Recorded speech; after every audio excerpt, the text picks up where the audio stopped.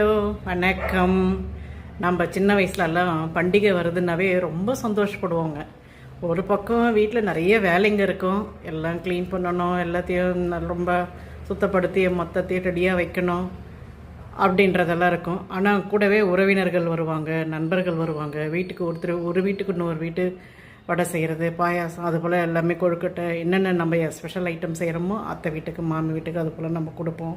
ஒருத்தர் கொடுத்து வாங்குறது, அந்த எல்லாமே அந்த விநாயகர் சதுர்த்தி எக்ஸாம்பிள். இப்போ ஒரு விநாயகர் சதுர்த்தி வருதுன்னு வச்சுங்களேன், அந்த விநாயகர் எங்களையே எங்கள் தாத்தா செய்ய சொல்லுவாருங்க. மண் இருக்கும், நிலத்தில் இருக்கிற மண் எடுத்துன்னு வந்து நாங்களே வீட்டில் குட்டியாக அவங்கவுங்க கைப்பட என்னென்ன விநாயகர் செய்ய முடியும் தெரியுதோ அந்த க்ரியேட்டிவ் மைண்டு வரவழைக்கிறார் பாருங்க.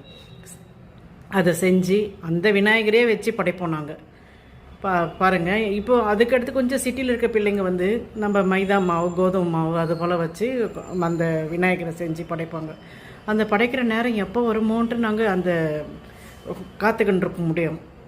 ஏன்னா தின்பண்டங்கள் எல்லாமே செய்கிறாங்க, கொழுக்கட்டை, வடை, பாயாசம் எல்லாமே செய்யும்போது ஸ்பெஷல் ஐட்டம்ஸ் எள்ளுருண்டை அது போலாம் இருக்கும். அதெல்லாம் பாருங்கள், அப்படியே எப்போ அந்த டைம் வருமோன்ட்டு நம்ம ரொம்ப எதிர்பார்த்துக்கிட்டு இருப்போம். ஏன்னா அந்த டைமில் தான் அந்த இது செய்வாங்க எல்லாரும் வீட்லேயுமே, மோஸ்ட்லி அது போல் தான் இருக்கும்.